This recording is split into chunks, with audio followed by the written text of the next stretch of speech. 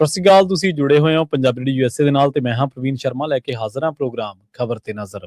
ਖਬਰ ਤੇ ਨਜ਼ਰ ਪ੍ਰੋਗਰਾਮ ਦੇ ਵਿੱਚ ਕਈ ਅਹਿਮ ਤੇ ਕਈ ਖਾਸ ਖਬਰਾਂ ਨੂੰ ਲੈ ਕੇ ਚਰਚਾ ਕਰਨ ਦੇ ਲਈ ਜੁੜ ਚੁੱਕੇ ਨੇ ਪੰਜਾਬ ਤੋਂ ਸੀਨੀਅਰ ਪੱਤਰਕਾਰ, ਉੱਘੇ ਲੇਖਕ ਅਤੇ ਸਰਗਰਮ ਸਮਾਜਿਕ ਕਾਰਕੁਨ ਦੀਪਕ ਸ਼ਰਮਾ ਚਨਾਰਥਲ ਜੀ।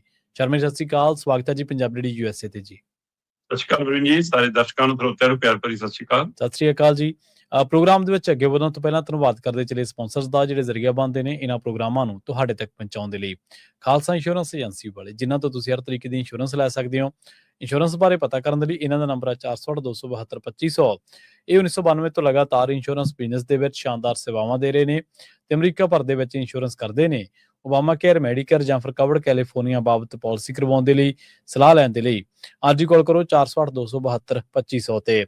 ਟਰਕੀਅਨ ਇਮੀਗ੍ਰੇਸ਼ਨ ਲਾ ਫਰਮ ਵਾਲੇ, ਜੇ ਟਰਕੀਅਨਾਂ ਟੋਰੀ ਟਰਕੀਅਨਾਂ ਦੇ ਨਾਲ ਤੁਸੀਂ US ਇਮੀਗ੍ਰੇਸ਼ਨ ਬਾਬਤ ਕੋਈ ਵੀ ਸਲਾਹ ਕਰਨੀ ਹੈ, ਕੋਈ ਵੀ ਸਵਾਲ ਪੁੱਛਣਾ ਤੇ ਇਹਨਾਂ ਦਾ ਨੰਬਰ ਹੈ 4159090503। ਗੁਰਦੀਪ ਸਿੰਘ ਬਿਰਦੀ ਕਲੋਵਿਸ, ਮਨਦੀਪ ਸਿੰਘ ਸੈਨ ਹੋਜ਼ੇ, ਓਮਕਾਰ ਸਿੰਘ ਫਰੈਜ਼ਨੋ, ਗੁਰਨਾਮ ਸਿੰਘ ਐਂਟੀਲੋਪ, ਜਰਨੈਲ ਸਿੰਘ ਸਿਆਟਲ, ਮਨਦੀਪ ਢਿੱਲੋਂ ਯੂਨੀਵਰਸਿਟੀ ਤੇ ਲਾਲੀ ਸਿੰਘ ਗਰੇਵਾਲ ਫਰੀਮਾਉਂਟ ਤੋਂ। ਇਹਨਾਂ ਸਾਰੇ ਹੀ ਸਪਾਂਸਰਸ ਦਾ ਬਹੁਤ ਬਹੁਤ ਧੰਨਵਾਦ। ਤੇ ਜੇਕਰ ਤੁਸੀਂ ਵੀ ਪੰਜਾਬੀ ਰੇਡੀਓ USA ਦੇ ਇਹਨਾਂ ਪ੍ਰੋਗਰਾਮਾਂ ਨੂੰ ਸਪਾਂਸਰ ਕਰਨਾ ਚਾਹੁੰਦੇ ਹੋ ਤਾਂ ਸਟੂਡੀਓ ਦਾ ਨੰਬਰ ਹੈ 408-272-5200। ਅੱਜ ਦਾ ਇਹ ਖਬਰ ਤੇ ਨਜ਼ਰ ਪ੍ਰੋਗਰਾਮ ਸਾਲ 2026 ਦੀ 24 ਮਾਰਚ ਦਾ ਪ੍ਰੋਗਰਾਮ ਹੈ ਤੇ ਦਿਨ ਅੱਜ ਮੰਗਲਵਾਰ ਹੈ। ਖਬਰਾਂ ਦੇ ਵੱਲ ਆਈਏ ਤੇ ਸ਼ੁਰੂਆਤ ਕਰੀਏ ਸ਼ਰਮਾ ਜੀ ਇਸ ਟਾਈਮ ਦੀਆਂ ਜਿਹੜੀਆਂ ਚਰਚਿਤ ਖਬਰਾਂ ਨੇ ਉਹਨਾਂ ਤੋਂ।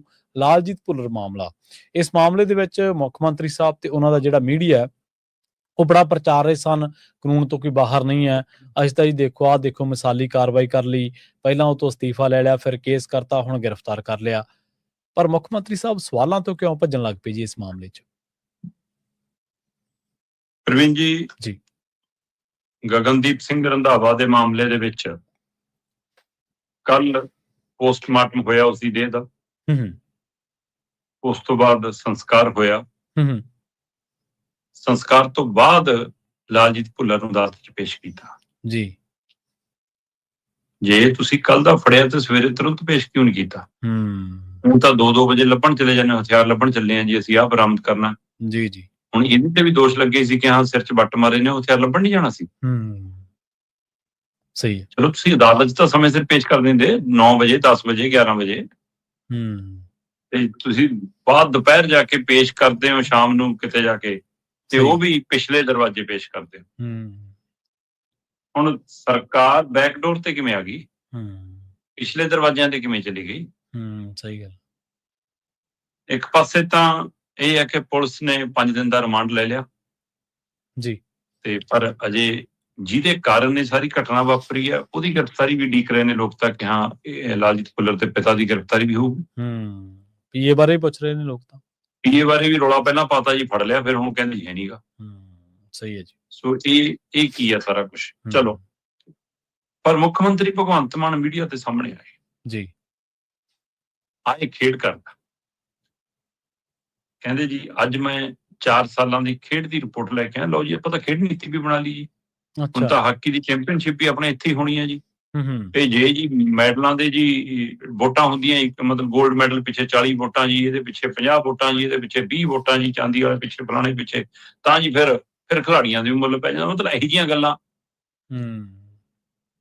ਤੇ ਚਲੋ, ਮੁੱਖ ਮੰਤਰੀ ਤਾਂ ਰਾਜਨੀਤਿਕ ਵਿਅਕਤੀ ਹੈ ਤੇ ਉਹਨੇ ਤਾਂ ਰਾਜਨੀਤਿਕ ਤੌਰ ਦੇ ਉੱਤੇ ਆਪਣੀ ਪਾਰਟੀ ਦਾ, ਆਪਣੀ ਸਰਕਾਰ ਦਾ, ਆਪਣੇ ਮਿੱਤਰਾਂ ਦਾ ਬਚਾਅ ਕਰਨਾ ਭਾਈ। ਪਰ ਮੀਡੀਆ ਕਦ ਤੋਂ ਸਰਕਾਰੀ ਹੋ ਗਿਆ? ਸਹੀ ਗੱਲ, ਬਿਲਕੁਲ। ਮੀਡੀਆ ਕਦ ਤੋਂ ਸਰਕਾਰਾਂ ਦਾ ਮਿੱਤਰ ਹੋ ਗਿਆ? ਇਹ ਸਵਾਲ ਬਹੁਤ ਦੇਰ ਤੋਂ ਸਾਡੀ ਫਿਜ਼ਾ 'ਚ ਘੁੰਮਦਾ ਹੈ, ਜਦ ਤੋਂ ਅਸੀਂ ਗੋਦੀ ਮੀਡੀਆ, ਕੇਜੀ ਮੀਡੀਆ ਸ਼ਬਦ ਸੁਣਨੇ ਸ਼ੁਰੂ ਕੀਤੇ। ਇਹਦਾ ਮਤਲਬ ਇਹ ਨਹੀਂਗਾ ਕਿ ਪਹਿਲੀਆਂ ਸਰਕਾਰਾਂ ਨੇ ਕਦੇ ਮੀਡੀਆ ਨੂੰ ਭਰਮਾਉਣ ਦੀ, ਖਰੀਦਣ ਦੀ ਕੋਸ਼ਿਸ਼ ਨਹੀਂ ਕੀਤੀ। ਸਹੀ ਹੈ। ਪਰ ਇਸ ਤਰ੍ਹਾਂ ਕਦੇ ਮੀਡੀਆ ਵਿਕਿਆ ਨਹੀਂ ਸੀ ਪਹਿਲਾਂ ਜਿੰਨਾ ਹੁਣ ਵਿਕਿਆ। ਵਿਕਣ ਤੋਂ ਮਤਲਬ ਕੱਲਾ ਨੋਟਾਂ ਦਾ ਮਸਲਾ ਨਹੀਂ ਹੁੰਦਾ। ਸਹੀ ਗੱਲ। ਮਸਲਾ ਹੁੰਦਾ ਕਿ ਤੁਸੀਂ ਸਰਕਾਰ ਦੀ ਅੱਖ ਚੱਕ ਪਾ ਕੇ ਜੇ ਸਵਾਲ ਕਰਨਾ ਛੱਡ ਜਾਂਦੇ ਹੋ ਤਾਂ ਕਿਤੇ ਦਾ ਸੌਦਾ ਕੀਤਾ ਕਿਸੇ ਦਾ। ਸਹੀ ਗੱਲ। ਮੁੱਖ ਮੰਤਰੀ ਭਗਵੰਤ ਮਾਨ ਖੇਡ ਦੇ ਉੱਤੇ ਪ੍ਰੈਸ ਕਾਨਫਰੰਸ ਕਰ ਰਹੇ ਨੇ ਜੀ। ਚੰਗਾ ਜਮਾਤ ਜਿਹੜਾ ਲੱਗਿਆ ਪੱਤਰਕਾਰਾਂ ਦਾ, ਨਾਮੀ ਗ੍ਰਾਮੀ ਪੱਤਰਕਾਰ ਬੈਠੇ ਨੇ ਉੱਥੇ। ਉਹ ਪੱਤਰਕਾਰ ਬਾਰ-ਬਾਰ ਇਹ ਉਸ ਵਾਰ ਪੁੱਛਦੇ ਨੇ, ਫਿਰ ਪਿੰਡਾਂ 'ਚ ਖੇਡਾਂ ਹੋਣਗੀਆਂ ਜੀ, ਫਿਰ ਜੀ ਗਰਾਊਂਡ ਬਣ ਜਾਊਗਾ ਜੀ, ਫਿਰ ਜੀ ਆਹ ਕਿੰਨੇ ਸਟੇਡੀਅਮ ਬਣ ਗਏ ਜੀ, ਪੈਸਾ ਕਿੰਨਾ ਲੱਗੂਗਾ ਜੀ, ਨੀਤੀ ਕਦ ਤੋਂ ਲਾਗੂ ਹੋ ਜੂਗੀ ਜੀ। ਉਸ ਸਾਰੇ ਪੱਤਰਕਾਰਾਂ ਦੀ ਭੇਡ ਦੇ ਵਿੱਚ ਇੱਕ ਮਹਿਲਾ ਪੱਤਰਕਾਰ ਬੀਬੀ ਬਾਰ-ਬਾਰ ਪੁੱਛਦੀ ਹੈ ਜੀ ਕਿ CBI ਕੋਲ ਜਾ ਰਹੀ ਹੈ ਜੀ ਭੁੱਲਰ ਮਾਮਲੇ ਦੇ। ਰੁਕੋ। ਅੱਛਾ। ਉਹ ਫੇਰ ਕਰਦੀ ਆ ਸਵਾਲ ਕਿ ਜੀ ਉਹ ਅਮਿਤ ਸ਼ਾਹ ਕਹਿੰਦੇ ਨੇ ਕਿ CBI ਜਾਂਚ ਜੀ ਤੁਸੀਂ ਕਰਾਓਗੇ। ਉਹ ਰੁਕੋ ਪਹਿਲਾਂ ਮੇਰੀ ਗੱਲ ਸੁਣੋ। ਸਵਾਲ ਇਹ ਹੈ ਕਿ ਇਹ ਪ੍ਰੈਸ ਕਾਨਫਰੰਸ ਹੁੰਦੀ ਹੈ ਜਾਂ ਰੈਲੀ ਹੁੰਦੀ ਹੈ? ਸਹੀ ਗੱਲ ਹੈ, ਬਿਲਕੁਲ। ਮੁੱਖ ਮੰਤਰੀ ਸਾਹਿਬ ਤੁਸੀਂ ਭਾਸ਼ਣਬਾਜ਼ੀ ਕਰਨ ਆਉਂਦੇ ਹੋ ਕਿ ਆਪਣੇ ਵੱਲੋਂ ਕੋਈ ਰਿਪੋਰਟ ਪੇਸ਼ ਕਰਕੇ ਉਹਦੇ ਹਵਾਲੇ ਨਾਲ ਮੀਡੀਆ ਦੇ ਸਵਾਲ ਜਵਾਬ ਲੈਣਾ ਆਉਂਦੇ ਹੋ? ਤੇ ਮੀਡੀਆ ਦੀ ਜ਼ਿੰਮੇਵਾਰੀ ਇਹ ਹੁੰਦੀ ਹੈ ਕਿ ਜਦੋਂ ਕੋਈ ਵਿਅਕਤੀ ਜਿਹੜਾ ਸਰਕਾਰ ਚਲਾਉਂਦਾ ਹੈ, ਕੋਈ ਮੰਤਰੀ ਹੈ, ਕੋਈ ਸੰਤਰੀ ਹੈ, ਕੋਈ ਅਫਸਰ ਹੈ, ਉਹਦੇ ਨਾਲ ਸੰਬੰਧਿਤ ਜੋ ਤਾਜ਼ਾ ਹਾਲਾਤ ਨੇ, ਜੋ ਤਾਜ਼ਾ ਮਸਲੇ ਨੇ, ਚਾਹੇ ਸਿੱਧੇ ਉਹਦੇ ਨਾਲ ਜੁੜੇ ਨੇ, ਚਾਹੇ ਪੰਜਾਬ ਨਾਲ ਜੁੜੇ ਨੇ, ਉਹ ਪੁੱਛਣੇ ਨੇ। ਤੇ ਇਸ ਤੋਂ ਬੜਾ ਮਸਲਾ ਕੀ ਹੁੰਦਾ ਕਿ ਸਰਕਾਰ ਦਾ ਮੰਤਰੀ ਫਸਿਆ ਹੈ, ਕਿ ਉਹ ਮੰਤਰੀ ਥੋੜਾ ਫਸਦਾ, ਸਰਕਾਰ ਫਸਦੀ ਹੈ ਜੀ, ਬਿਲਕੁਲ। ਉਹਦੀ ਪਾਰਟੀ ਫਸਦੀ ਹੈ। ਅਮਨ ਅਰੋੜਾ ਕਿੱਥੇ ਨੇ? ਕੀ ਪਾਰਟੀ ਚੋਂ ਕੱਢਤਾ ਲਾਲਜੀਤ ਭੁੱਲਰ ਨੂੰ ਜੀ? ਤੇ ਇੰਨੇ ਦੇਰ ਕਿਉਂ ਲੱਗੀ ਤੁਹਾਡਾ ਅਸਤੀਫਾ ਮਨਜ਼ੂਰ ਹੋਣ ਨੂੰ? ਰਾਜਪਾਲ ਕੋਲ ਕਿਉਂ ਦੇਰ ਨਾਲ ਗਿਆ? FIR ਦੇਰ ਨਾਲ ਕਿਉਂ ਹੋਈ? ਗ੍ਰਿਫਤਾਰੀ ਚ ਇੰਨਾ ਸਮਾਂ ਕਿਉਂ ਲੱਗਿਆ? ਇਹ ਸਾਰੇ ਸਵਾਲ ਉਸ ਪ੍ਰੈਸ ਕਾਨਫਰੰਸ ਕਿਉਂ ਨਹੀਂ ਆਏ ਜੀ? ਤੇ ਜੇ ਕੋਈ ਪੁੱਛ ਰਹੀ ਆ ਤਾਂ ਉਸ ਨੂੰ ਕਾਊਂਟਰ ਕਰਨ ਲਈ ਸਾਡੇ ਹੀ ਸਾਥੀ ਬੈਠੇ ਨੇ, ਨਾਲ ਹੀ ਦੂਆ ਸਵਾਲ ਕਰ ਲਓ। ਤੇ ਪਰ ਦਾਤ ਦੇਣੀ ਬਣਦੀ ਆ ਉਸ ਬੀਬੀ ਦੀ। ਉਹ ਹਟੀ ਨਹੀਂ, ਉਹਨੇ ਇੱਕ ਵਾਰ ਨਹੀਂ ਬਾਰ-ਬਾਰ ਸਵਾਲ ਪੁੱਛਿਆ ਤੇ ਆਖਰ ਮੁੱਖ ਮੰਤਰੀ ਨੂੰ ਟੇਢੇ ਜਿਹੇ ਮੂੰਹ ਨਾਲ ਜਵਾਬ ਦੇਣਾ ਪਿਆ। ਬੜਾ ਔਖਾ ਹੋ ਗਿਆ ਸੀ ਜਨਾਬ ਲਈ। ਅੱਛਾ। ਹਾਂ, ਮਤਲਬ ਇੰਨਾ ਔਖਾਪਣ ਮੈਂ ਨਹੀਂ ਦੇਖਿਆ ਕਿ ਹਾਂ ਇੰਝ ਲੜਖੜਾ ਗਏ ਹੁਣ ਜਨਾਬ ਕਿ ਮੈਂ ਕੀ ਕਰਾਂ, ਹੁਣ ਕਿਵੇਂ ਜਵਾਬ ਦੇਵਾਂ। ਤੇ ਆਖਰ ਮੁੱਖ ਮੰਤਰੀ ਜੀ ਕਹਿੰਦੇ ਆ ਲਓ ਜੀ, ਕਰਤਾ ਦਿੱਤਾ, ਅਸਤੀਫਾ ਵੀ ਲੈ ਲਿਆ, ਕਰਤਾ ਦਿੱਤਾ ਜੀ, ਗ੍ਰਿਫਤਾਰ ਵੀ ਕਰ ਲਿਆ, ਹੋਰ ਦੱਸੋ ਅਸੀਂ ਕੀ ਕਰਨਾ ਜੀ? ਮਤਲਬ ਮੇਰੇ ਲਈ ਮੰਤਰੀ ਤੇ ਸੰਤਰੀ ਬਰਾਬਰ ਨੇ ਜੀ। ਮੇਰੇ ਲਈ ਤਾਂ ਸਾਰਾ ਪੰਜਾਬ ਇਹ ਪਰਿਵਾਰ ਆ। ਜੇ ਸਾਰਾ ਪੰਜਾਬ ਪਰਿਵਾਰ ਹੁੰਦਾ ਤਾਂ ਬੰਦਾ ਮਰਿਆ ਨਾ ਹੁੰਦਾ। ਸਹੀ ਗੱਲ ਆ, ਬਿਲਕੁਲ ਜੀ। ਤੁਹਾਡਾ ਹੀ ਵਿਭਾਗ ਸੀ, ਕਿਉਂ ਨਹੀਂ ਤੁਸੀਂ ਉਹਦੀ ਚਿੱਠੀ ਦੀ ਇਨਕੁਆਇਰੀ ਕੀਤੀ? ਮੈਂ ਕਹਿੰਦਾ ਜੇ ਉਹਦੇ ਖਿਲਾਫ 10 ਲੱਖ ਵਾਲੀ ਰਿਸ਼ਵਤ ਦਾ ਮਾਮਲਾ ਸੀ, ਉਹਦੀ ਇਨਕੁਆਇਰੀ ਕਿਉਂ ਨਹੀਂ ਖੋਲੀ? ਉਹਦੀ ਜਾਂਚ ਕਰ ਲੈਂਦੇ। ਸਹੀ ਗੱਲ ਹੈ, ਬਿਲਕੁਲ। ਕੁਝ ਕਰਦੇ ਤਾਂ ਦਿਖਦੇ, ਕਿਉਂ ਨਹੀਂ ਦਿਖੇ? ਸੋ ਇਸ ਲਈ ਇਹ ਪਹਿਲੂ ਬਹੁਤ ਅਹਿਮ ਹੈ ਕਿ ਤੁਸੀਂ ਕਰ ਕੀ ਰਹੇ ਹੋ ਜੀ। ਤੇ ਜਦੋਂ ਜਵਾਬ ਦੇਣ ਲੱਗੇ ਤੁਹਾਡੇ ਬੋਲਾਂ 'ਚ ਤਲਖੀ ਆਈ, ਆ ਹਰਿਆਣੇ ਵਾਲੇ ਮਾਮਲੇ 'ਚ ਦੱਸੋ ਜੀ ਕੀ ਹੋਇਆ ਹੈ? ਉੱਥੇ ਕਿਸੇ ਦਾ ਅਸਤੀਫਾ ਹੋਇਆ? ਆ ਪਟਿਆਲੇ ਜੀ ਭਰਤਿੰਦਰ ਚਾਹਲ ਕੈਪਟਨ ਵਾਲੇ ਨਾਂ ਲੈ ਕੇ ਇੱਕ ਬੰਦਾ ਸੜ ਕੇ ਮਰ ਗਿਆ, ਉੱਥੇ ਜੀ ਉਹ ਹੋਇਆ ਕੋਈ ਅਸਤੀਫਾ? ਆ ਰਾਜਾ ਵੜਿੰਗ ਦਾ ਨਾਂ ਲੈ ਕੇ ਟੱਬਰ ਨੇ ਛਾਲ ਮਾਰਤੀ ਸੀ ਜੀ, ਉੱਥੇ ਹੋਇਆ ਅਸਤੀਫਾ? ਆ ਇੱਕ ਬੰਦਾ ਤਾਂ ਅਮਿਤ ਸ਼ਾਹ ਦਾ ਨਾਂ ਲੈ ਕੇ ਮਰ ਗਿਆ ਸੀ, ਉੱਥੇ ਕੋਈ ਹੋਇਆ ਅਸਤੀਫਾ? ਅਸੀਂ ਤਾਂ ਅਸਤੀਫਾ ਵੀ ਲੈ ਲਿਆ, ਅਸੀਂ ਅੰਦਰ ਵੀ ਕਰਤਾ। ਦੇਖੋ, ਕਿਉਂਕਿ ਹੁਣ ਤੁਸੀਂ ਨਰੇਟਿਵ ਸੱਜਣਾ ਚਾਹੁੰਦੇ ਕਿ ਦੇਖੋ ਜੀ ਅਸੀਂ ਕਾਰਵਾਈ ਕਰਤੀ ਜੀ। ਕਮਾਲ ਹੈ ਜਨਾਬ। ਮਤਲਬ ਤੁਸੀਂ ਇਹ ਕਹਿਣਾ ਚਾਹੁੰਦੇ ਹੋ ਕਿ ਜਿਹੀ ਜਿਹੀਆਂ ਗਲਤੀਆਂ ਪਹਿਲੇ ਕਰਦੇ ਜੀ, ਉਹੀ ਜਿਹੀ ਅਸੀਂ ਕਰਦੇ ਤਾਂ ਅਸੀਂ ਠੀਕ ਹਾਂ। ਸਹੀ ਗੱਲ। ਪਰ ਤੁਸੀਂ ਤਾਂ ਉਹਨਾਂ ਤੋਂ ਗਾਹਾਂ ਟੱਪ ਗਏ ਜਨਾਬ। ਥੋੜੀ ਤਾਂ ਸੂਚੀ ਖਾਸੀ ਲੰਬੀ ਆ। ਵਿਜੇ ਸਿੰਗਲਾ, ਉਹ ਮਿੱਤਰ ਰਤਨ, ਕੋਈ ਗੱਜਣ ਮਾਜਰਾ, ਕੋਈ ਪਠਾਨ ਮਾਜਰਾ, ਕੋਈ ਜੋੜਾ ਮਾਜਰਾ, ਹੈ ਨਾ, ਤੇ ਫਿਰ ਆ ਕਟਾਰੂ ਚੱਕ, ਹੈ ਨਾ, ਖਾਸੀ ਉਹ ਲੰਬੀ ਆ। ਸਹੀ ਗੱਲ। ਕਿਸੇ ਦੀ ਆਡੀਓ ਆ ਗਈ, ਕਿਸੇ ਦੀ ਵੀਡੀਓ ਆ ਗਈ, ਹੈ ਨਾ, ਕਿਸੇ ਦਾ ਕਮਿਸ਼ਨ ਆ ਗਿਆ, ਕਿਸੇ ਦਾ ਕੁਛ ਆ ਗਿਆ। ਤੇ ਫਿਰ ਇਸ ਮਾਮਲੇ 'ਚ ਕਿਉਂ ਨਹੀਂ ਕਿਹਾ ਕਿ ਮੈਂ ਲਾਲਜੀਤ ਭੁੱਲਰ ਨੂੰ ਬੁਲਾ ਕੇ ਕਹਤਾ ਕਿ ਕਰੋ ਗ੍ਰਿਫਤਾਰ? ਜੀ ਜੀ, ਸਹੀ ਹੈ। ਕਿਉਂ ਨਹੀਂ ਕਿਹਾ ਹੋਇਆ? ਤੇ ਫਿਰ ਇਹ ਤੋਂ ਵੀ ਘਟੀਆ ਹਰਕਤ, ਜਦੋਂ ਉਸ ਸਵਾਲ ਦਾ ਜਵਾਬ ਜਿਹੋ ਜਿਹਾ ਵੀ ਤੁਸੀਂ ਦਿੱਤਾ, ਪਰ ਤੁਸੀਂ ਇੰਝ ਵਿਚਾਰ ਰਹੇ ਸੀ ਕਿ ਜਿਵੇਂ ਤੁਸੀਂ ਕਿਸੇ ਸੌਂਕਣ ਨੂੰ ਜਵਾਬ ਦੇ ਰਹੇ ਹੋ। ਤੇ ਪਰ ਜਿੱਦਾਂ ਹੀ ਅਗਲਾ ਸਵਾਲ ਹੈ, ਕਾਗਜ਼ ਜੇ ਇਕੱਠੇ ਕਰਕੇ ਖੜ ਜਾਓ, ਪਹਿਲਾਂ ਹੀ ਬੀਬੀ ਨੂੰ ਚਲੇ ਜਾਣ ਦਿਓ। ਅੱਛਾ, ਕਿਉਂ ਬਈ? ਮਤਲਬ ਤੁਸੀਂ ਇਹ ਜਚਾਉਣਾ ਚਾਹੁੰਦੇ ਸੀ ਕਿ ਉਹ ਤਾਂ ਇਹ ਸਵਾਲ ਪੁੱਛਣ ਸਪੈਸ਼ਲ ਆਈ ਸੀ ਜੀ, ਉਹ ਤਾਂ ਕਿਸੇ ਨੇ ਭੇਜੀ ਹੈ ਜੀ। ਚੰਗੀ ਤਰ੍ਹਾਂ ਜਾਣਦੇ ਹੋ ਤੁਸੀਂ ਉਸ ਪੱਤਰਕਾਰ ਨੂੰ, ਉਹਦੇ ਅਦਾਰੇ ਨੂੰ। ਸਹੀ ਹੈ, ਇਹ ਤਰੀਕਾ। ਪਰ ਮੈਨੂੰ ਮੁੱਖ ਮੰਤਰੀ ਤੇ ਕੋਈ ਗਿਲਾ ਨਹੀਂ ਜੀ ਜੀ, ਕਿਉਂਕਿ ਉਸ ਨੂੰ ਮੌਤ ਤੇ ਵੀ ਚੁਟਕਲੇ ਸੁਣਾਉਣੇ ਆਉਂਦੇ ਆ। ਉਹਨੇ ਉੱਥੇ ਵੀ ਕਿਹਾ ਚਲੋ ਬਾਕੀ ਗੱਲਾਂ ਛੱਡੋ, ਇਸ ਮਸਲੇ ਨੇ ਇੱਕ ਗੱਡੀ 'ਚ ਤਾਂ ਬਿਠਾਤੇ। ਕਮਾਲ ਹੈ ਜਨਾਬ, ਤੁਹਾਨੂੰ ਇੱਥੇ ਵੀ ਇਹੋ ਜਿਹਾ ਕੁਝ ਸੁਝਦਾ? ਪਰ ਮੈਨੂੰ ਅਫਸੋਸ ਹੈ ਪੱਤਰਕਾਰਾਂ ਤੇ, ਜਿਨ੍ਹਾਂ ਨੂੰ ਇਹ ਦੇਖਿਆ ਨਹੀਂ ਕਿ ਉਹ ਬੀਬੀ ਦਾ ਅਪਮਾਨ ਨਹੀਂ, ਤੁਹਾਡੇ ਮੀਡੀਆ ਦਾ ਅਪਮਾਨ ਹੈ। ਸਹੀ ਗੱਲ ਹੈ, ਬਿਲਕੁਲ ਜੀ। ਤੇ ਤੁਸੀਂ ਕਿਉਂ ਨਹੀਂ ਉੱਠ ਕੇ ਕਹਿ ਸਕੇ ਕਿ ਮੁੱਖ ਮੰਤਰੀ ਸਾਹਿਬ ਇਹ ਤਰੀਕਾ ਠੀਕ ਨਹੀਂ ਗਾ? ਇੰਨਾ ਹੀ ਕਹਿੰਦੇ ਨਹੀਂ ਜਾਨ ਹੈਗੀ ਜਨਾਬ, ਇਹਨਾਂ ਤੇਲਾਂ 'ਚ ਹੁਣ ਤੇਲ ਨਹੀਂ ਹੈਗਾ, ਦੁੱਖ ਲੱਗ। ਜੀ ਬਿਲਕੁਲ, ਦੇਖੋ ਇਹਦਾ ਕਹਿਣਾ ਬਣਦਾ ਸੀਗਾ ਉੱਥੇ ਜਿਹੜੇ ਲੋਕ ਬੈਠੇ ਸੀ ਪ੍ਰੈਸ ਕਾਨਫਰੰਸ ਦੇ ਵਿੱਚ, ਉਹ ਕੱਲਾ ਇਹ ਥੋੜਾ ਕੀ ਸਵਾਲ ਪੁੱਛਣ ਬੈਠੇ ਸੀ। ਉਹ ਆਦਮੀ ਨੇ, ਮਨੁੱਖ ਨੇ, ਉਹਨਾਂ ਦੇ ਵਿੱਚ ਵੀ ਕੋਈ ਸੰਵੇਦਨਾ ਹੁੰਦੀ ਹੈ। ਕੱਲਾ ਪੱਤਰਕਾਰ ਦਾ ਕੰਮ ਇਹ ਥੋੜਾ ਹੁੰਦਾ ਕਿ ਸਵਾਲ ਪੁੱਛ ਲਿਆ। ਇੱਕ ਹਿਊਮਨ ਦੇ ਨਾ ਹੋਣ ਦੇ ਨਾਤੇ ਹੀ ਬੰਦਾ ਕਈ ਵਾਰੀ ਇਨਸਾਨੀਅਤ ਦਾ ਫਰਜ਼ ਵੀ ਤਾਂ ਅਦਾ ਕਰਦਾ ਹੀ ਹੈ। ਅਗਲੀ ਗੱਲ ਕਰੀਏ, ਪੱਟੀ ਤੋਂ ਗੋਬਿੰਦਗੜ੍ਹ ਕਿਵੇਂ ਪਹੁੰਚ ਗਿਆ ਜੀ ਲਾਲਜੀਤ ਭੁੱਲਰ? ਇਹ ਬੜੇ ਸਵਾਲ ਉੱਠ ਰਹੇ ਨੇ। ਦੇਖੋ ਸਵਾਲ ਤਾਂ ਅਜੇ ਬਹੁਤ ਖੜੇ ਨੇ। ਸਵਾਲ ਤਾਂ ਅਜੇ ਇਹ ਵੀ ਖੜਾ ਕਿ ਅਮਿਤ ਸ਼ਾਹ ਜੀ ਦੇਣਗੇ CBI ਨੂੰ ਮਾਮਲਾ? ਆਵਾਜ਼ ਜੀ ਸਵਾਲ ਤਾਂ ਇਹ ਵੀ ਉੱਠ ਰਹੇ ਨੇ ਕਿ ਅਮਿਤ ਸ਼ਾਹ ਕੀ CBI ਨੂੰ ਮਾਮਲਾ ਸੌਂਪਣਗੇ?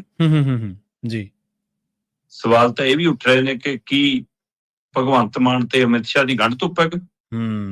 ਸਹੀ ਹੈ। ਸਵਾਲ ਤਾਂ ਇਹ ਵੀ ਉੱਠ ਰਹੇ ਨੇ ਕਿ ਜਿਹੜਾ ਇਹ ਤੀਰ ਚਲਾਇਆ ਕਿ ਜੀ ਸਾਰੇ MP ਨੂੰ ਮੈਨੂੰ ਲਿਖ ਕੇ ਦਿਓ, ਕੀ ਉਹਦਾ ਇੰਤਜ਼ਾਰ?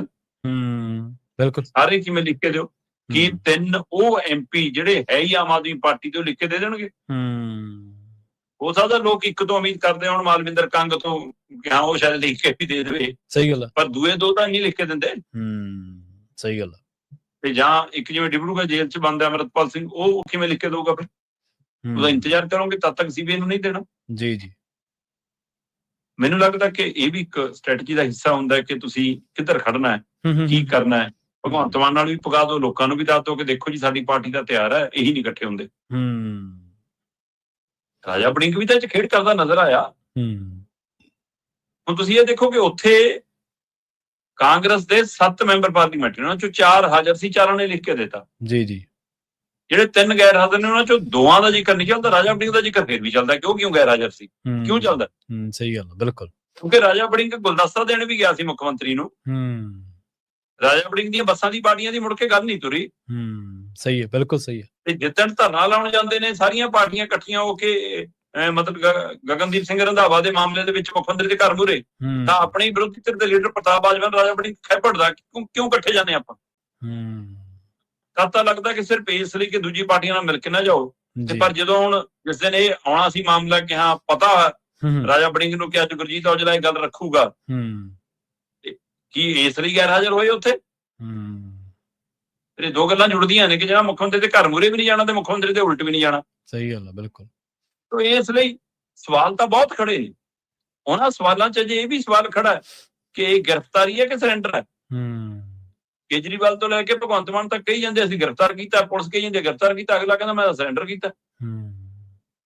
ਤੇ ਪੁਲਿਸ ਦੀ ਗ੍ਰਿਫਤਾਰੀ ਦੇ ਵਿੱਚ ਕਦੇ ਲਾਰੈਂਸ ਬਿਸ਼ਨੋਈ ਵਰਗੇ ਦੇ ਇੰਟਰਨੈਟ ਤੇ ਇੰਟਰਵਿਊ ਹੋ ਜਾਂਦੀਆਂ ਨੇ, ਤੇ ਕਦੇ ਫੋਨ ਤੇ ਲਾਲਜੀਤ ਭੁੱਲਰ ਦੀਆਂ ਹੋ ਜਾਂਦੀਆਂ ਨੇ ਗ੍ਰਿਫਤਾਰੀ ਤੋਂ ਬਾਅਦ। ਉਹ ਸਵਾਲ ਤਾਂ ਵੀ ਖੜੇ ਨੇ। ਇਹਨਾਂ ਸਵਾਲਾਂ 'ਚ ਸਵਾਲ ਹੈ ਕਿ ਜਨਾਬ ਤਾਂ ਪੱਟੀ ਆਪਣੇ ਘਰੇ ਸੀ, ਫਿਰ ਗੋਬਿੰਦਗੜ੍ਹ ਕਿਵੇਂ ਪਹੁੰਚ ਗਏ? ਸਹੀ ਹੈ। ਖਬਰ ਇਹ ਹੈ ਕਿ ਜਦੋਂ ਇਹ ਮਾਮਲਾ ਸਾਹਮਣੇ ਆ ਗਿਆ ਕਿ ਉਹਦੀ ਵੀਡੀਓ ਸਾਹਮਣੇ ਆ ਗਈ, ਕਿ ਦੂਸਰੀ ਵੀਡੀਓ ਗਗਨਦੀਪ ਸਿੰਘ ਰੰਧਾਵਾ ਦੀ ਕਿ ਮੈਂ ਗੋਲੀਆਂ ਖਾ ਲਈਆਂ, ਮੇਰੇ ਲਈ ਲਾਲਜੀਤ ਭੁੱਲਰ ਹੈ, ਉਹ ਤੋਂ ਬਾਅਦ ਮੌਤ ਦੀ ਖਬਰ ਆ ਗਈ। ਉਸ ਸਮੇਂ ਤੱਕ ਲਾਲਜੀਤ ਭੁੱਲਰ ਆਪਣੇ ਘਰੇ ਸੀ ਪੱਟੀ। ਠੀਕ ਹੈ, ਅੱਛਾ। FIR ਹੋ ਗਈ। FIR ਦੇਰ ਰਾਤ ਜਾ ਕੇ ਹੁੰਦੀ ਹੈ, ਤੇ ਉਹ ਤੋਂ ਬਾਅਦ ਕਹਿੰਦੇ ਸਲਾਹਕਾਰਾਂ ਦੀ ਸਲਾਹ ਆਉਂਦੀ ਹੈ ਕਿ ਹੋ ਸਕਦਾ ਪੁਲਿਸ ਨੂੰ ਡਰਾਮੇਬਾਜ਼ੀ ਲਈ ਰੇਡ ਕਰਨੀ ਪੈ ਜਾਵੇ। ਠੀਕ ਹੈ। ਹੋ ਸਕਦਾ ਕੋਈ ਇਕੱਠ ਹੋ ਜਾਵੇ ਘਰ ਦੇ ਬਾਹਰ, ਕੋਈ ਪ੍ਰਦਰਸ਼ਨ ਬੜਾ ਹੋ ਜਾਵੇ, ਫਿਰ ਨਿਕਲਣਾ ਔਖਾ ਹੋ ਜਾਵੇ। ਤੁਸੀਂ ਮਾੜਾ ਜਿਹਾ ਸੱਜੇ ਖੱਬੇ ਹੋ ਜਾਓ ਜਨਾਬ। ਠੀਕ ਹੈ। ਤੇ ਜਨਾਬ ਫਿਰ ਕਹਿੰਦੇ ਲੁਧਿਆਣੇ ਆ ਗਏ ਆਪਣੇ ਕਿਸੇ ਖਾਸ ਦੇ ਘਰੇ। ਤੇ ਫਿਰ 2-3 ਘਟਨਾਵਾਂ ਇਸ ਕਦਰ ਵਾਪਰੀਆਂ। ਇੱਕ ਤਾਂ ਪਰਿਵਾਰ ਨੇ, ਰੰਧਾਵਾ ਹੋਰਾਂ ਦੀ ਪਤਨੀ ਨੇ ਜਦੋਂ ਇਹ ਕਿਹਾ ਕਿ ਜੇ ਗ੍ਰਿਫਤਾਰੀਆਂ ਨਹੀਂ ਹੋਈਆਂ ਫਿਰ ਅਸੀਂ ਕੁਝ ਵੀ ਕਰ ਸਕਦੇ ਹਾਂ। ਉਹ ਕੁਝ ਵੀ ਕਰ ਸਕਦੇ ਹਾਂ ਦਾ ਮਤਲਬ ਕੀ ਉਹਨਾਂ ਦਾ ਇਸ਼ਾਰਾ ਇਸ ਗੱਲ ਵੱਲ ਸੀ ਕਿ ਜੋ ਕਦਮ ਰੰਧਾਵਾ ਨੇ ਚੱਕਿਆ ਅਸੀਂ ਉਹੀ ਚੱਕ ਸਕਦੇ। ਇਸ ਚੀਜ਼ ਨੇ ਸਰਕਾਰ ਨੂੰ ਡਰਾਇਆ। ਜੀ। ਵੈਸੇ ਤਾਂ ਹੁਣ ਲਾਲਜੀਤ ਭੁੱਲਰ ਹੋਰਾਂ ਦੀ ਧਰਮ ਪਤਨੀ ਵੀ ਕਹਿ ਰਹੇ ਨੇ ਕਿ ਸਾਡੇ ਤੇ ਗਲਤ FIR ਆ। ਹਾਂਜੀ ਕਹਿ ਰਹੇ ਨੇ। ਤੇ ਉਹ ਕਹਿੰਦੇ ਕਿ ਕਿਤੇ ਸਾਨੂੰ ਵੀ ਰੰਧਾਵਾ ਵਾਲੇ ਕਦਮ ਨਾ ਚੁੱਕਣੇ ਪੈ ਜਾਣ। ਉਹਨਾਂ ਨੇ ਵੀ ਇਹ ਪਹਿਲਾਂ, ਮੈਂ ਕਹਿੰਦਾ ਇਨਕੁਆਇਰੀ ਤਾਂ ਇਸ ਗੱਲ ਦੀ ਹੋਣੀ ਆ ਅਜੇ। ਪਰ ਸਵਾਲ ਤਾਂ ਕਿ ਜਦੋਂ ਹੀ ਦੋਸ਼ ਲੱਗੇ ਸਰਕਾਰ ਦੇ ਉੱਤੇ, ਸਰਕਾਰ ਨੇ ਤੁਰੰਤ ਕਾਰਵਾਈ ਕਿਉਂ ਨਹੀਂ ਕੀਤੀ? ਸਵਾਲ ਇਹ ਹੈ। ਜੀ ਸਹੀ ਹੈ। ਲਾਲਜੀਤ ਭੁੱਲਰ ਦੋਸ਼ੀ ਹੈ ਜਾਂ ਨਹੀਂ ਇਹ ਸਾਬਤ ਨਹੀਂ ਹੋਇਆ ਜੀ। ਪਰ ਤੁਹਾਡਾ ਮੌਲਿਕ ਅਧਿਕਾਰ ਬਣਦਾ ਹੈ ਕਿ ਤੁਸੀਂ ਇਸ ਮਸਲੇ ਦੇ ਉੱਤੇ ਪੀੜਤ ਧਿਰ ਨਾਲ ਖੜਦੇ ਤੇ ਤੁਰੰਤ ਮੰਨਿਆ ਜਾਂਦਾ ਕਿ ਬੰਦਾ ਮਰਨ ਤੋਂ ਪਹਿਲਾਂ ਝੂਠ ਨਹੀਂ ਬੋਲਦਾ। ਇਸ ਧਾਰਨਾ ਦੇ ਆਧਾਰ ਤੇ ਤੁਸੀਂ ਇਹ ਜੋ ਹੁਣ ਕੀਤਾ ਸਾਰਾ ਕੁਝ, ਉਹ ਤੁਰੰਤ ਕਿਉਂ ਨਹੀਂ ਕੀਤਾ? ਸਵਾਲ ਤਾਂ ਇੱਥੇ ਖੜਾ।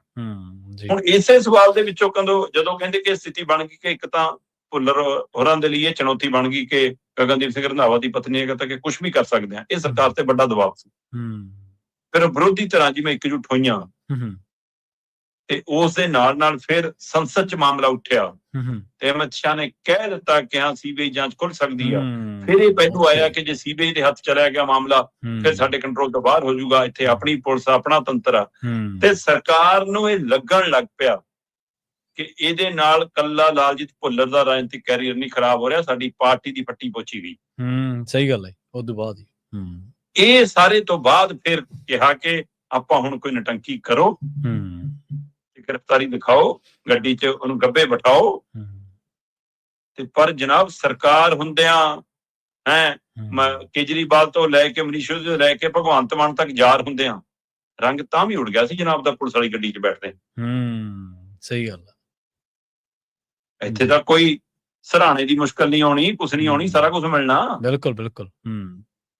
ਪਰ ਤਾਂ ਵੀ ਇਸ ਲਈ ਕਹਿੰਦੇ ਫਿਰ ਗੋਬਿੰਦਗੜ੍ਹ ਤਾਂ ਚੁਣਿਆ ਕਿ ਵੀ ਜੇ ਲੁਧਿਆਣੇ ਕਰਾਂਗੇ ਤਾਂ ਉੱਥੇ ਮੀਡੀਆ ਤੁਰੰਤ ਪਹੁੰਚ ਜਾਊਗਾ, ਜੇ ਅੰਮ੍ਰਿਤਸਰ ਕਰਾਂਗੇ ਉੱਥੇ ਭੀੜ ਇਕੱਠੀ ਹੋ ਜਾਊਗੀ, ਜੇ ਕਿਸੇ ਹੋਰ ਪਾਸੇ ਨੂੰ ਕਰਦੇ ਆ ਦੂਏ ਸੂਬੇ 'ਚ ਤਾਂ ਪਤਾ ਨਹੀਂ ਪਹਿਲਾਂ ਉਹ ਪੁਲਿਸ ਨਾਲ ਆਪਣੇ ਹੱਥ 'ਚ ਰੱਖ ਲਵੇ।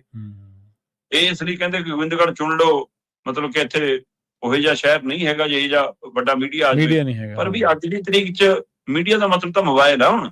ਸਹੀ ਗੱਲ। ਕਿਸੇ ਇੱਕ ਨੇ ਵੀ ਬਣਾਤੀ ਉਹ ਕਲਿੱਪ ਸਾਰੇ ਤੇ ਚੱਲ ਜਾਣੀ ਹੈ, ਕਿਹਨੂੰ ਰੋਕ ਲਓਗੇ? ਫਿਰ ਕਿਹੜਾ ਰੁਕ ਗਈਆਂ ਗੱਲਾਂ।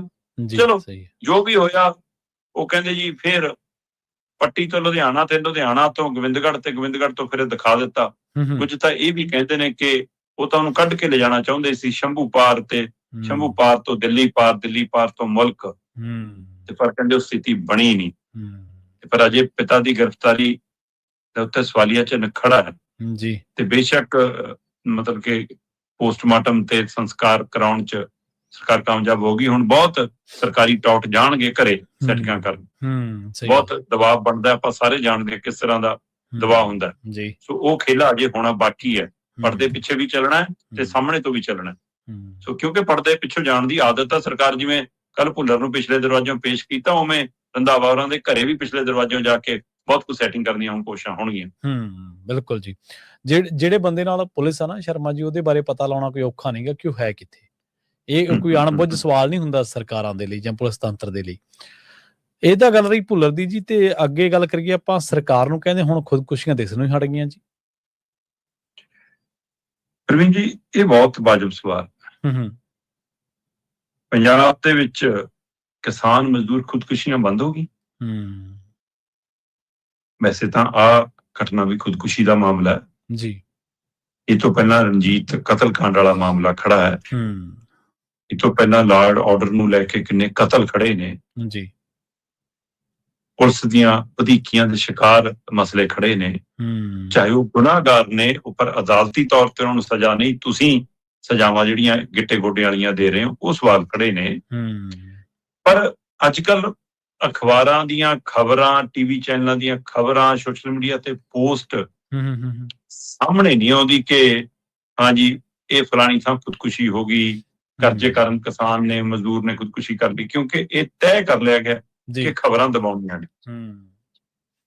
ਹੁਣ ਅੱਜ ਖੇਡ ਨੀਤੀ ਦੀਆਂ, ਖੇਡ ਫੈਸਲਿਆਂ ਦੀਆਂ, 4 ਸਾਲ ਦੇ ਕੰਮਾਂ ਦੀਆਂ ਪਹਿਲੇ ਪੰਨਿਆਂ ਤੇ ਮੁੱਖ ਮੰਤਰੀ ਦੀ ਫੋਟੋ ਨਾਲ ਖਬਰਾਂ ਨੇ। ਜਿਹੜਾ ਉਹ ਸਵਾਲ ਦਾ ਮਸਲਾ ਆਇਆ ਸੀਬੀਆਈ ਨੂੰ ਜਾਂਚ ਨਹੀਂ ਦੇਵਾਂਗੇ, ਉੱਥੇ ਬੁਖਲਾਏ ਮੁੱਖ ਮੰਤਰੀ, ਘਬਰਾਏ ਮੁੱਖ ਮੰਤਰੀ, ਵਿਅੰਗ ਕੀਤਾ, ਜਵਾਬ ਦੇਣ ਤੋਂ ਕੰਨੀ ਕਤਰਾਈ, ਇਹ ਕਿਸੇ ਅਖਬਾਰ ਦੇ ਵਿੱਚ ਇੱਕ ਸਤਰ ਨਹੀਂ। ਸਹੀ ਗੱਲ। ਤੇ ਫਿਰ ਉਹ ਖੁਦਕੁਸ਼ੀਆਂ ਦੀ ਖਬਰਾਂ ਕਿਵੇਂ ਲਵਾਉਣਗੇ? ਮੈਨੇਜ ਹੁੰਦਾ ਜਨਾਬ। ਇਹ ਮੈਨੇਜਮੈਂਟ ਕਮਾਲ ਦੀ ਹੈ ਇਹਨਾਂ ਦੀ। ਬਿਲਕੁਲ ਬਿਲਕੁਲ, ਇਹ ਮੰਨਣਾ ਪਊਗਾ। ਇਹ ਤਾਰੀਫ ਹੈ ਇਹਨਾਂ ਦੀ ਕਿ ਹਾਂ ਇਹ ਮੈਨੇਜਮੈਂਟ ਦੇ ਮਾਹਰ ਨੇ। ਇਹ ਅਮਿਤ ਸ਼ਾਹ ਤੋਂ, ਮੋਦੀ ਤੋਂ ਘੱਟ ਨਹੀਂ ਗਏ ਇਸ ਮੈਨੇਜਮੈਂਟ ਤੇ ਜੀ ਜੀ। ਤੇ ਇਸ ਲਈ ਇਹਦਾ ਮਤਲਬ ਇਹ ਨਹੀਂਗਾ ਕਿ ਖੁਦਕੁਸ਼ੀਆਂ ਖਤਮ ਹੋ ਗਈਆਂ, ਮਸਲੇ ਹੱਲ ਹੋ ਗਏ ਜਨਾਬ। ਜੇ ਪਾਥੀ ਧੁਖਦੀ ਨੂੰ ਸਵਾਹ ਥੱਲੇ ਦੱਬਤੀ ਦਾ ਮਤਲਬ ਇਹ ਨੀਗਾ ਕਿ ਅੱਗ ਬੁਝ ਗਈ, ਤੇ ਉਹ ਚ ਮਾੜੀ ਜੀ ਭੂਕਣੇ ਦੀ ਫੂਕ ਮਾਰੋ ਸਵੇਰ ਨੂੰ ਤੇ ਉਹ ਸੁਲਗ ਪੈਂਦੀ ਜੀ। ਇਹ ਤੁਸੀਂ ਦਬਾ ਕੇ ਰੱਖਣਾ ਚਾਹੁੰਦੇ ਸਰਕਾਰੀ ਤੰਤਰ ਨਾਲ, ਇਹ ਧੁਖ ਰਹੀਆਂ ਨੇ ਪਾਥੀ, ਅਸੀਂ ਉਹਨਾਂ ਦਾ ਪੀੜ ਨਹੀਂ ਮਹਿਸੂਸ ਕਰ ਰਹੇ। ਫਰੀਦਕੋਟ ਦੇ ਵਿੱਚ 2 ਸਕੇ ਭਰਾ ਇੱਕੋ ਐਕਟਿਵਾ ਤੇ ਆ ਕੇ ਹੱਥ 'ਚ ਹੱਥ ਫੜ ਕੇ ਰੇਲ ਗੱਡੀ ਮੂਹਰੇ ਛਾਲ ਮਾਰਦੇ ਨੇ ਤੇ ਖੁਸ਼ੀ ਹੋ ਜਾਂਦੀ ਹੈ। 32 ਸਾਲ 34-35 ਸਾਲ ਦੀ ਉਮਰ ਆ, ਇੰਨੀ ਕੁ ਉਮਰ ਦੇ 2 ਸਕੇ ਭਰਾ, ਸਕੇ ਭਰਾ। ਕੱਲਾਪਣ ਚ ਬੰਦਾ ਘਬਰਾ ਕੇ ਮਰ ਜਾਵੇ ਕਿ ਮੇਰਾ ਕੋਈ ਨਹੀਂ, ਜੇ 2 ਭਰਾ ਇਕੱਠੇ ਇਹੋ ਜਿਹਾ ਫੈਸਲਾ ਲੈਂਦੇ ਨੇ, ਸੋਚੋ ਕਿਹੋ ਜਿਹਾ ਮਾਨਸਿਕਤਾ ਚੋਂ ਲੰਘ ਰਹੇ ਹੋਣ, ਕਿਹੋ ਜਿਹੀ ਮੁਸ਼ਕਲ ਚੋਂ ਲੰਘ ਰਹੇ ਹੋਣ। ਸਹੀ ਗੱਲ। ਤਰਾਸਦੀ ਹੈ, ਅੱਗੇ ਆਪਣੇ ਪਿੰਡਾਂ 'ਚ ਜਾਂ ਤਾਂ ਘਰਾਂ ਦੇ ਬੂਹੇ ਨਹੀਂ ਹੁੰਦੇ ਸੀ, ਜੇ ਹੁੰਦੇ ਸੀ ਤਾਂ ਭੇੜੇ ਨਹੀਂ ਹੁੰਦੇ ਸੀ, ਪਰ ਆਪਾਂ ਨੂੰ ਪਿੰਡਾਂ 'ਚ ਬੂਹੇ ਭੇੜ ਲਿਆ, ਆਪਾਂ ਨੂੰ ਗੁਆਂਢੀ ਦਾ ਦਰਦ ਦੇਖਣੋਂ ਹੋ ਗਿਆ ਸ਼ਾਇਦ। ਸਹੀ ਗੱਲ, ਬਿਲਕੁਲ ਜੀ। ਆਪਾਂ ਇਹ ਮਹਿਸੂਸ ਕਰਨ ਹਟ ਗਏ ਕਿਹੜੀ ਮੁਸ਼ਕਲ 'ਚ ਕੱਲੇ ਬੈਠ ਕੇ ਤਾਂ ਉਹਦੇ ਲੰਘ ਜਾਣ ਤੋਂ ਬਾਅਦ ਜਦੋਂ ਬੀਚ ਚੋਂ ਲੰਘਦਾ ਫਿਰ ਤਾਂ ਗੱਲਾਂ ਕਰਦੇ ਆ। ਸਹੀ ਗੱਲ ਹੈ ਨਾ, ਪਰ ਉਹਨੂੰ ਬੁਲਾ ਕੇ ਉਹਦਾ ਦੁੱਖ ਵੰਡਾ ਕੇ ਉਹਨੂੰ ਹੌਸਲਾ ਦੇਣੋਂ ਅਸੀਂ ਸ਼ਾਇਦ ਸਾਥ ਛੱਡ ਨਹੀਂ। ਪਿੰਡਾਂ 'ਚੋਂ ਖੁਦਕੁਸ਼ੀਆਂ ਹੋਣ ਔਰ ਜ਼ਮੀਨ ਜਾਇਦਾਦ ਹੁੰਦਿਆਂ ਖੁਦਕੁਸ਼ੀਆਂ ਹੋਣ। ਸਹੀ ਗੱਲ ਹੈ, ਬਿਲਕੁਲ। ਤੇ ਉਹਦਾ ਇੱਕ ਪੱਖ ਇਹ ਵੀ ਆ ਕਿ ਸਰਕਾਰਾਂ ਮਿਹਨਤ ਦਾ ਮੁੱਲ ਨਹੀਂ ਪਾਉਂਦੀਆਂ। ਮੈਂ ਕੱਲ ਇੱਕ ਪੋਸਟ ਪੜ੍ਹਿਆ ਸੀ, ਬਹੁਤ ਕਮਾਲ ਦੀ। ਉਹ ਕਹਿੰਦਾ ਵੀ ਆਹ ਤੇਲ ਦੀ ਮਾੜੀ ਜੀ ਕਿੱਲਤ ਆਈ ਆ ਜਿਹੜੀ ਬਾਹਰੋਂ ਹੈ ਤੇ ਚੀਕਾਂ ਮਾਰਨ ਲੱਗੇ। ਹਿਸਾਬ ਲਾ ਲਓ ਜੇ ਆਟਾ ਦਾਲ ਚੌਲ ਬਾਹਰੋਂ ਮੰਗਾਉਣੇ ਪੈ ਗਏ, ਸਹੀ ਗੱਲ, ਫਿਰ ਦੱਸੋ ਕੀ ਹੋਊਗਾ। ਤੇ ਇੱਥੋਂ ਅੰਦਾਜ਼ਾ ਲਾ ਲਓ ਕਿ ਜੇ ਅਨਾਜ ਦੀ ਪੈਦਾਵਾਰ ਨੂੰ ਤੁਸੀਂ ਐਂ ਖਤਮ ਕਰਕੇ ਇੱਟਾਂ ਰੋੜਿਆਂ ਦੇ ਮਹਿਲ ਉਸਾਰ ਲਏ, ਤਰਸੋਗੇ ਦਾਣੇ ਦਾਣੇ ਨੂੰ ਜੀ। ਪਰ ਇਹ ਸਮਝਣਾ ਹੀ ਨਹੀਂ ਚਾਹੁੰਦੇ, ਨਾ ਲੋਕ, ਨਾ ਪ੍ਰਸ਼ਾਸਨ, ਨਾ ਸਿਆਸਤ, ਨਾ ਸਰਕਾਰਾਂ। ਜੀ ਸਹੀ ਹੈ। ਸਰਕਾਰ ਨੂੰ ਇਹ ਫਰੀਦਕੋਟ ਵਾਲੀ ਖੁਦਕੁਸ਼ੀ ਦਿਖਦੀ ਨਹੀਂ। ਬਿਲਕੁਲ, ਸਰਕਾਰ ਨੂੰ ਰੰਧਾਵੇ ਵਾਲੀ ਖੁਦਕੁਸ਼ੀ ਦਿਖਦੀ ਨਹੀਂ। ਮੈਨੂੰ ਲੱਗਦਾ ਕਿ ਆਮ ਆਦਮੀ ਪਾਰਟੀ ਦੀ ਮਤਲਬ ਕਿ ਪਤਾ ਨਹੀਂ ਨਤੀਜੇ ਜੋ ਮਰਜ਼ੀ ਹੋਣ, ਬਾਕੀ ਪਾਰਟੀਆਂ ਸਾਰੀਆਂ ਨਲਾਇਕ ਨੇ, ਜਾਂ ਤਾਂ ਬੀਜੇਪੀ ਲਈ ਰਾਹ ਮੋਖਲਾ ਕਰ ਰਹੀਆਂ ਨੇ, ਉਹਦੇ ਲਈ ਮਾਹੌਲ ਬਣਾ ਕੇ ਦੇ ਰਹੀਆਂ ਨੇ ਕਿ ਪੰਜਾਬ 'ਚ ਇਹਨੇ ਵਿਗਾੜ ਪੈਦਾ ਕਰ ਦੋ ਕਿ ਅਸੀਂ ਆਪ ਇਹ ਕਹਿਣ ਲੱਗੇ ਕੇਜਰੀਵਾਲ ਜੀ ਤੇ ਭਗਵੰਤ ਮਾਨ ਜੀ ਕਿ ਲਓ ਜੀ ਅਸੀਂ ਤਾਂ ਬਹੁਤ ਕੰਮ ਕਰਦੇ ਹਾਂ, ਪਰ ਬਾਂਗਾ ਅਸੀਂ ਸਿੱਧੀਆਂ ਅਮਿਤ ਸ਼ਾਹ ਨੂੰ ਫੜਾ ਰਹੇ ਹਾਂ ਆਪੇ। ਸਹੀ ਹੈ। ਜਾਂ ਮੈਨੂੰ ਇਹ ਲੱਗਦਾ ਕਿ ਕਿਤੇ ਇਹ ਨਾ ਹੋਵੇ ਕਿ ਮਾਝਾ ਤਾਂ ਗਿਆ ਇਹਨਾਂ ਦੇ ਹੱਥੋਂ ਰਣਜੀਤ ਸਿੰਘ ਤੇ ਆ ਲਾਲਜੀਤ ਭੁੱਲਰ ਵਾਲੇ ਮਾਮਲੇ 'ਚੋਂ, ਆਉਂਦੇ ਦਿਨਾਂ 'ਚ ਦੁਆਬਾ ਤੇ ਮਾਲਵਾ ਵੀ ਗਵਾ ਨਾ ਲੈਣ। ਸਹੀ ਗੱਲ ਹੈ ਜੀ, ਬਿਲਕੁਲ।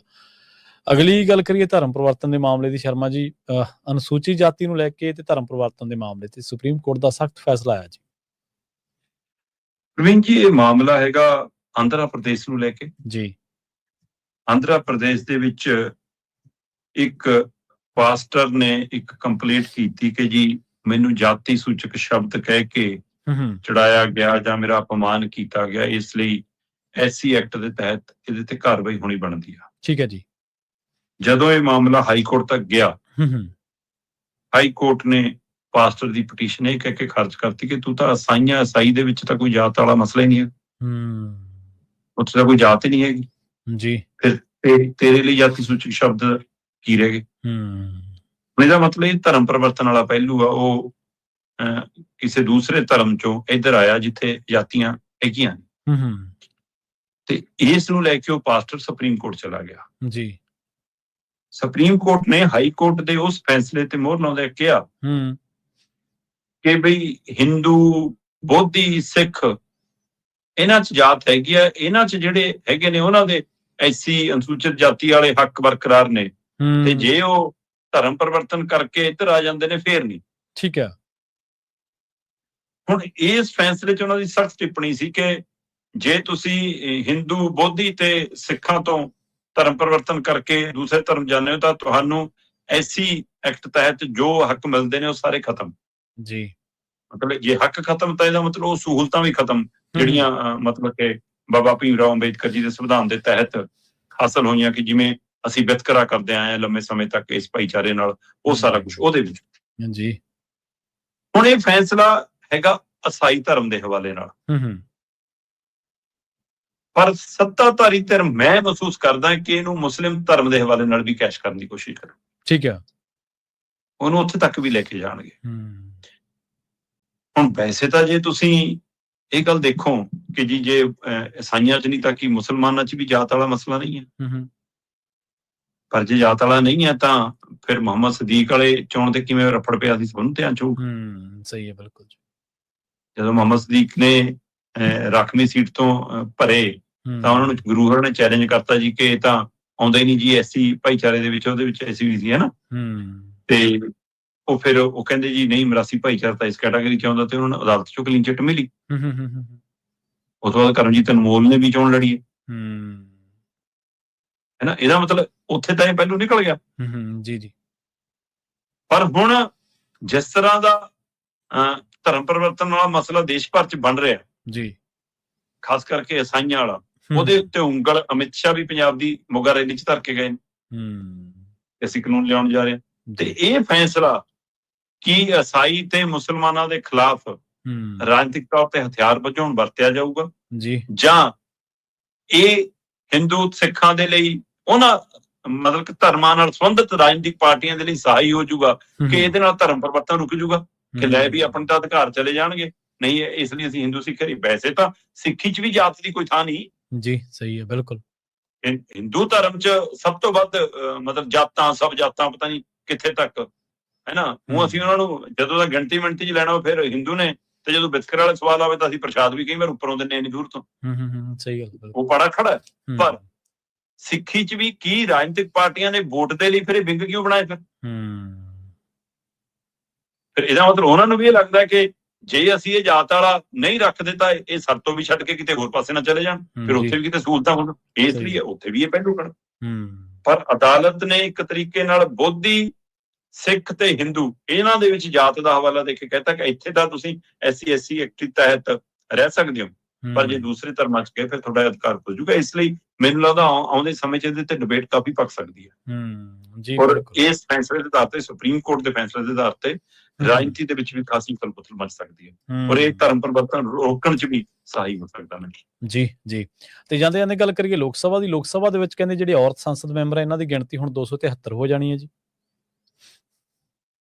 ਪ੍ਰਵੀਨ ਜੀ, ਵੈਸੇ ਤਾਂ ਬਹੁਤ ਦੇਰ ਪਹਿਲਾਂ ਮੈਂ ਇੱਕ ਰਿਪੋਰਟ ਕੀਤੀ ਸੀ ਜਿਹਦੇ ਵਿੱਚ ਇਹ ਪਹਿਲੂ ਆਇਆ ਸੀ। ਉਸ ਤੋਂ ਬਾਅਦ ਇਹ ਸਮੇਂ-ਸਮੇਂ ਗੱਲ ਆਉਂਦੀ ਰਹੀ ਕਿ ਨਵੀਂ ਜਨਗਣਨਾ ਦੇ ਹਿਸਾਬ ਨਾਲ ਸਾਡੀ ਜਿੰਨੀ ਜਨਸੰਖਿਆ ਬਣ ਜਾਣੀ ਹੈ, ਉਹਦੇ ਹਵਾਲੇ ਨਾਲ ਸਾਡੀਆਂ ਲੋਕ ਸਭਾ ਦੀਆਂ ਸੀਟਾਂ ਵੱਧ ਜਾਣੀਆਂ।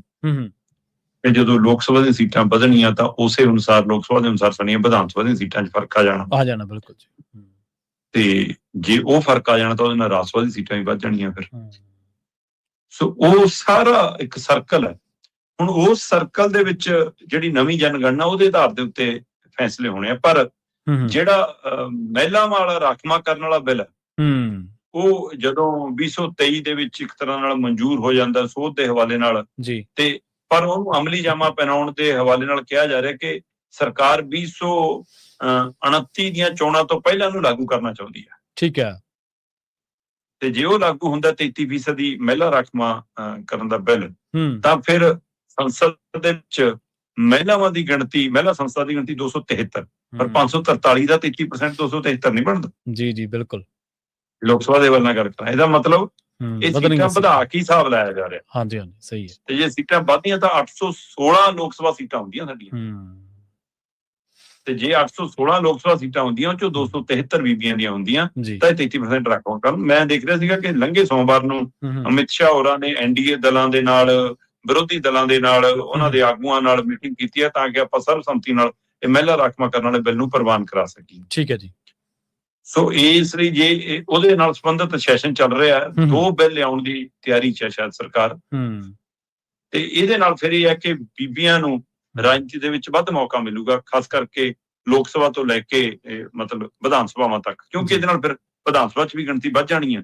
ਉੱਥੇ ਵੀ ਜੇ ਰਾਖਵਾਂਕਰਨ ਲਾਗੂ ਹੋ ਗਿਆ ਤਾਂ 33% ਉੱਥੇ ਵੀ ਗਿਣਤੀ ਵਧਣੀ ਹੈ।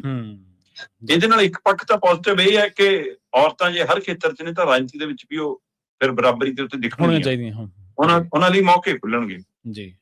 ਦੂਜਾ ਪਹਿਲੂ ਇਹਦਾ ਇਹ ਵੀ ਹੈ ਕਿ ਕਿਤੇ ਫਿਰ ਇਹ ਨਾ ਹੋਵੇ ਕਿ ਪਿੰਡਾਂ ਦੀ ਸਰਪੰਚੀ ਵਾਲਾ ਹਾਲ ਹੋ ਜਾਵੇ।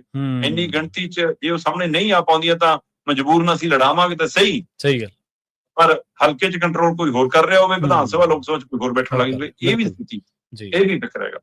ਤੀਸਰਾ ਇਹਦੇ ਵਿੱਚ ਇਹ ਵੀ ਪਹਿਲੂ ਖੜਾ ਹੈ ਕਿ ਜਿਸ ਤਰ੍ਹਾਂ ਰਾਖਵੀਆਂ ਸੀਟਾਂ ਨੇ, ਮੰਨ ਲਓ ਜਿਹੜੀਆਂ ਜਿੱਥੋਂ ਤੁਹਾਨੂੰ ਮਜਬੂਰਨ ਤੁਸੀਂ ਤਾਰਦੇ ਹੋ, ਨਹੀਂ ਪਾਰਟੀਆਂ ਦੀ ਇੱਛਾ ਨਹੀਂ ਹੁੰਦੀ ਕਈ ਵਾਰ। ਤੇ ਜੇ ਉਹ ਰਾਖਵਾਂ ਕਰਨ ਦਾ ਹੱਕ ਨਾ ਹੋਵੇ ਫਿਰ ਤਾਂ ਇਹ ਉਸ ਭਾਈਚਾਰੇ ਨੂੰ ਕਦੇ ਜਾਣ ਨਾ ਦੇਣ ਸੰਸਦ ਤੱਕ।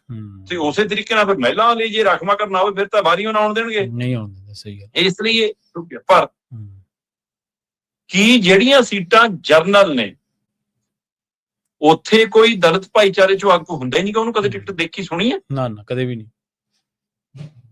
ਇਹਦਾ ਮਤਲਬ ਉੱਥੋਂ ਦੇ ਦਲਿਤ ਭਾਈਚਾਰਿਆਂ ਦੇ ਹੱਕ ਮਰ ਜਾਂਦੇ ਨੇ ਫਿਰ ਕਿ ਤੁਹਾਡੀ ਤਾਂ ਰਾਖਵੀਂ, ਤੁਸੀਂ ਰਾਖਵੀਂ ਵਾਲੀ ਥਾਂ ਤੇ ਜਾਓ, ਇੱਥੋਂ ਨਹੀਂ। ਉੱਥੇ ਵੀ ਤਾਂ ਲੀਡਰ ਹੋਣਗੇ ਕੁਝ। ਜੀ ਜੀ, ਸਹੀ ਗੱਲ। ਉਹਨਾਂ ਨੂੰ ਅੱਗੇ ਇਸੇ ਤਰ੍ਹਾਂ ਜਿਹੜੀਆਂ ਸੀਟਾਂ ਪਰਮਾਨੈਂਟ ਲੰਮੇ ਸਮੇਂ ਤੋਂ ਰਾਖਵੀਂ ਹੋ ਜਾਂਦੀਆਂ ਨੇ, ਉੱਥੇ ਜਰਨਲ ਉਮੀਦਵਾਰਾਂ ਨੂੰ ਕਈ ਵਾਰ ਜਿਹੜੇ ਚੰਗੇ ਕੰਮ ਕਰਨ ਵਾਲੇ ਹੁੰਦੇ ਨੇ ਉਹਨਾਂ ਨੂੰ ਮੌਕਾ ਹੀ ਨਹੀਂ ਮਿਲ ਪਾਉਂਦਾ। ਸੋ ਇਸ ਲਈ ਰੋਟੇਸ਼ਨ ਕਿਵੇਂ ਹੋਵੇ, ਇਹ ਸਹੀ ਤਰੀਕਾ ਕਰ ਕਿਵੇਂ ਹੋਵੇ। ਬੇਸ਼ੱਕ ਕੁਝ ਹੈਗਾ ਕਿ ਇੰਨੇ ਸਾਲ ਬਾਅਦ ਬਦਲੂ ਜੀ, ਗਿਣਤੀ ਹਿਸਾਬ ਨਾਲ ਬਦਲੂ ਜੀ, ਪਰ ਉਹ ਬਹੁਤ ਦੇਰ ਹੋ ਜਾਂਦੀ ਹੈ ਜੀ। ਸੋ ਇਸ ਲਈ ਇੱਕ ਰੋਟੇਸ਼ਨ ਵਰਕ ਹੋਣਾ ਚਾਹੀਦਾ ਜਿਹਦੇ ਹਿਸਾਬ ਨਾਲ ਸਾਰਿਆਂ ਨੂੰ ਬਰਾਬਰਤਾ ਦਾ ਮੌਕਾ ਮਿਲੇ ਔਰ ਇਹਦੇ ਨਾਲ ਨਵੀਂ ਲੀਡਰਸ਼ਿਪ ਸਾਡੇ ਚ ਪੈਦਾ ਹੁੰਦੀ ਰਹੇ, ਚਾਹੇ ਉਹ SC BC OBC ਭਾਈਚਾਰੇ ਚ ਹੋਵੇ, ਚਾਹੇ ਉਹ ਮਹਿਲਾਵਾਂ ਚ ਹੋਵੇ, ਚਾਹੇ ਉਹ ਜਰਨਲ ਵਰਗ ਚ ਹੋਵੇ, ਤੇ ਨਵੀਂ ਪਨੀਰੀ ਨੂੰ ਮੌਕਾ ਮਿਲਣਾ ਚਾਹੀਦਾ। ਇੱਥੇ ਜਿਹੜੇ ਘਾਗ ਨੇ ਜਾਂਦੇ ਜਾਂਦੇ ਵੀ ਚੋਣਾਂ ਬਾਦਲ ਸਾਹਿਬ ਦੀ ਉਮਰ ਚ ਆ ਕੇ ਵੀ ਲੜ ਲਓ, ਕੈਪਟਨ ਦੇ ਨਾਂ ਦੀ ਹੁਣ ਵੀ ਗੱਲਾਂ ਚੱਲੀ ਜਾਂਦੀਆਂ। ਮਤਲਬ ਨਵਿਆਂ, ਪਰ ਵੈਸੇ ਨਵਿਆਂ ਨੂੰ ਮੌਕਾ ਦੇ ਕੇ ਦੇਖ ਲਿਆ, ਬਦਲਾਅ ਨੇ ਵਿਗਾੜੇ ਪੈਦਾ ਕਰਤਾ। ਹੁਣ ਇਹ ਵੀ ਕੀ ਕਰੀਏ ਜੀ, ਦੱਸੋ। ਮੈਚੁਰ ਥਾਟ ਚਾਹੀਦਾ ਜੀ ਪੋਲਿਟਿਕਸ ਦੇ ਵਿੱਚ। ਨਵੇਂ ਪੁਰਾਣੇ ਦਾ ਤਾਂ ਇੱਕ ਗੱਲ ਅੱਡ ਹੈ, ਮੈਚੁਰ ਲੋਕਾਂ ਨੂੰ ਪਰਨਾਇਆ ਥਾਟ ਚਾਹੀਦਾ, ਉਹ ਗਾਇਬ ਹੈ ਆਪਣੇ ਚ। ਬਹੁਤ ਬਹੁਤ ਧੰਨਵਾਦ ਸ਼ਰਮਾ ਜੀ ਨਾਲ ਖਾਸ ਖਬਰਾਂ ਤੇ ਖਾਸ ਜਾਣਕਾਰੀਆਂ ਦੇ ਲਈ। ਸਤਿ ਸ੍ਰੀ ਅਕਾਲ ਜੀ।